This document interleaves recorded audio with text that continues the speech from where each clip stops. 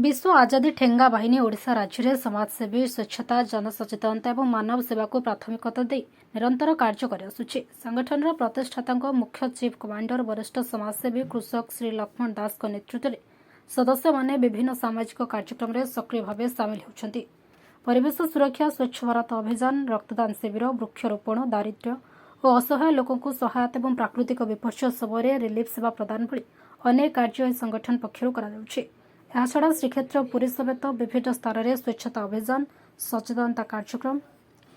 एवं साधारण लोकों सामाजिक दायित्व प्रति सचेतन करिबारे विश्व आजादी ठेंगा बाहिनी गुरुत्वपूर्ण भूमिका निभाई आसुछि।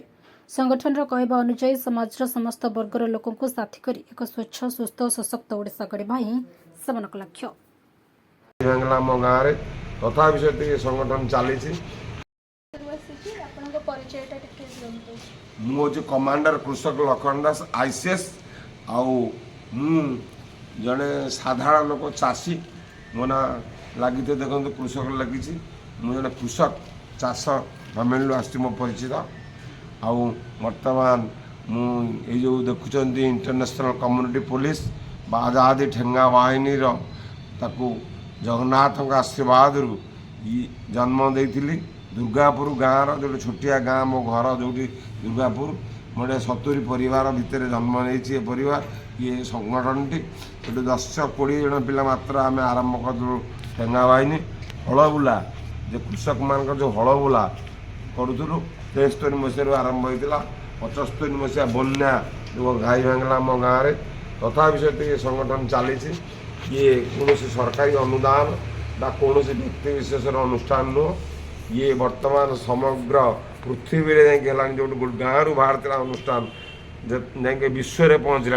किंतु संगठन नेचर हूँ सहर रू गाँव को जाए ना गाँव रू सहर को आसे किंतु ये एक्सेप्शनल जिनस गोटे छोट गाँव रू बाहर के विश्व स्तर को जापर कारण ये सहर रू आसने कि विश्व रू आसने ये छोट गाँव आइडियोलोजीटा वर्तमान समग्र विश्व आडप्ट करमती सार रॉबर्ट पेल जे फादर ऑफ दी पुलिस सी कहते police is public, public is police. मोर चिंताधारा है जड़े साधारण चाषी से लोक मान खावा दौर माने ही the owner of the soil से सोल्जर ऑफ द सॉइल होता छुआ तैयारी हम कि सोल्जर भाया से आजादी ठेंगा बाहिनी सुभाष बोसकर आजादी शब्द महात्मा गांधी कांधे ठेंगा ठेंगा धरिकी ये आजादी चलने वर्तमान आसी आम पुरी रे पहुँचीचु पुरी 14 तारीख रू आसिलुणु आम 36 वर्ष है पूरा 36टा रथ यात्रा परिचालना करचु एथिरे माने 500 रू 1000-1500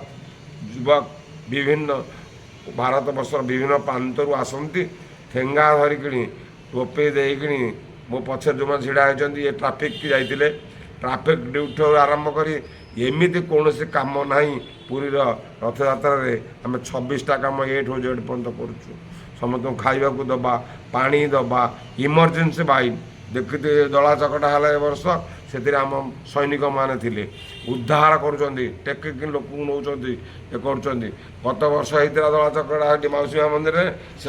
आम थिलु ये 9टा दला चकटा आम अंगे निभे चलू बर्तमान से आम को समस्ते जे आम जो एक्सपीरियंस मोर बयस 87 वर्ष है मु जीवनर व्रत शेष जीवन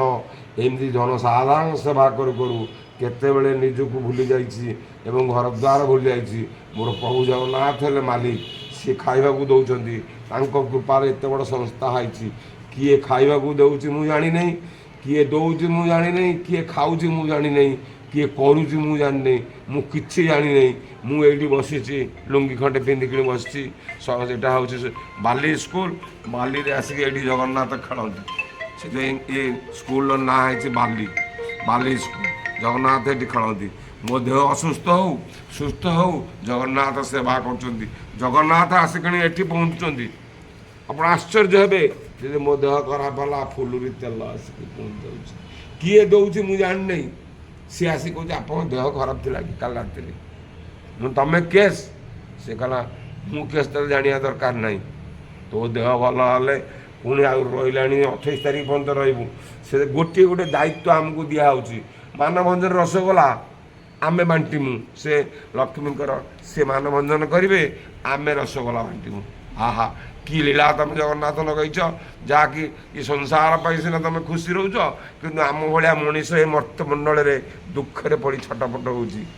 ଆପଣଙ୍କର ମାନେ ଆମ ଯୁବ ସମାଜ ପ୍ରତି କ'ଣ ରହିବ, ପ୍ରେରଣା କ'ଣ ରହିବ? ଯୁବ ସମାଜ, ହେ ଯୁବ ସମାଜ, ବର୍ତ୍ତମାନ ତମେ ଜାଗ୍ରତ ପ୍ରହରୀ ଭଳିଆ ରୁହ। ତମେ ହେଲ ଯୁବକ, ଯୋଉ ଜୁରେ ଅଛି ଜୁ ମାନେ ଜୀବନ, ଆଉ ବକ ମାନେ ଯୋଉ ବକ ମାନେ ହେଲା ଜୀବନ, ଜୁ ମାନେ ହେଲା ବଳ। ଯାହାର ବଳ ଅଛି ସେ ଯୁବକ। ମୁଁ 87 ବର୍ଷର ହେଲେ ମଧ୍ୟ ମୁଁ ବଳୁଆ, ସେଥିପାଇଁ ମୋତେ ଯୁବକ କୁହାଯାଉଛି। କିନ୍ତୁ ହେ ଯୁବକ, ତମେ ଭୀରୁ ନୁହଁ, କାପୁରୁଷ ନୁହଁ, ତମେ ହେଲ ଏଇ ଦେଶର ଭବିଷ୍ୟତ।